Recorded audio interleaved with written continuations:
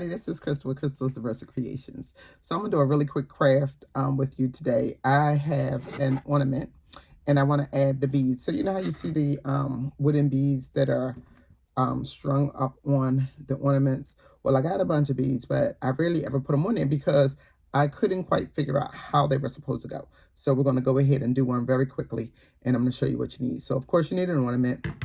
I am using this twine and it has gold in it. So this is a little tricky because you can see it kind of unravels, but I'm going to try to make it stay. So disclaimer, if it don't make it all the way to the end, I told you so.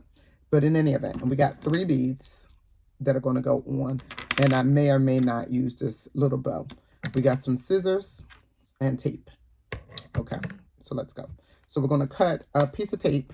This is going to be used to kind of make your twine into shoelaces, if you will. So just cut off a little piece. That was just my part that I put on, so I'll be able to find my, and then you want to cut this in half. Okay, so I got 2 pieces, so I'm just going to have them ready. So I got my twine. I'm not quite sure how long I want it, but I want to make sure that I got enough because I've got to spin it around my hand at the end.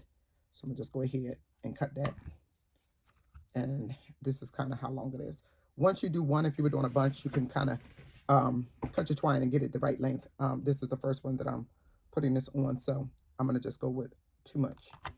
So now what you want to do, put your tape on. You want it to be long. This tape should be taller than the bead, so that this way you know it'll be able to push all the way through the bead. So you just want to wrap it around. I need to make sure that my gold is in there because I've lost it before, so I need to make sure that that's in there. And then I'm just kind of rolling it in there because I'm going to cut off the excess. But I'm going to use this to push through and feed it through the bead. So, and if you don't have a lot of excess twine, you can put this so that you'll be able to slide it off. I don't want to do that because that gold gets a little wonky on me. So I don't want to do that. So like a tip of a shoelace, we got that right there like that. Okay.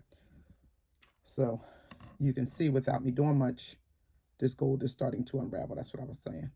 So I need to make sure that I have this. Now you won't have this problem if you just have basic twine, but of course, you know, I had to do the most. So I saw it with the gold and I wanted it, not realizing that it could cause me a little bit of frustration, but it's okay. So I'm gonna put this in there like that. So just cut it like that. So I got that just cut it by the string and then just kind of thin it out. All right. So now this is what you have too.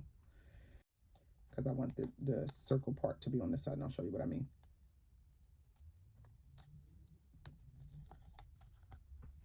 This, when I go through here, and I just kind of bring this over, I want that loop on that side. I didn't want it on the back. So now my little loop is there.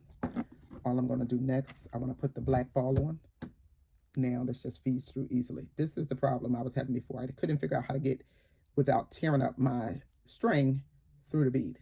So now that you got it through the bead, there's one. Going through the second bead. Just make sure you keep it. This is why you, depending on the whole side of your bead, if your tape is really thick, it gets a little difficult. So got to keep your tape tight. And then we're just feeding it through the hole, just like that.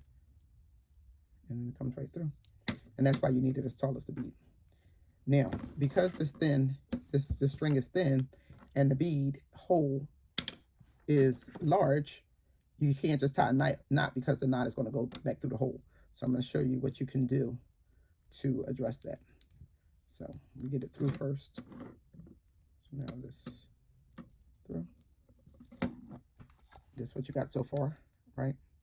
So now that it's through, what you can do is bring this bead up, go in the bottom of it, like this, on the bottom of it, and this will make it not move on you.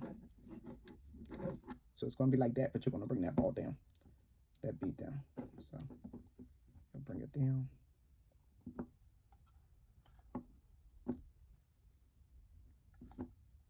Like that. See? And because it's there like that, it won't be able to rise up. Now, if you didn't have the big hole and you had a skinnier bead, you would have to do that. And then all you're going to do after this is just give it 2 good knots. And this is the reason why we wanted to have enough space so that we can knot it easily without fighting. And we were at the end. I'm going to do 3 for good measure.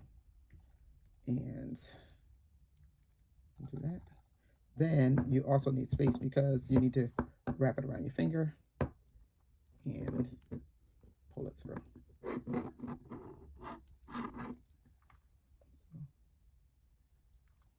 Get that good.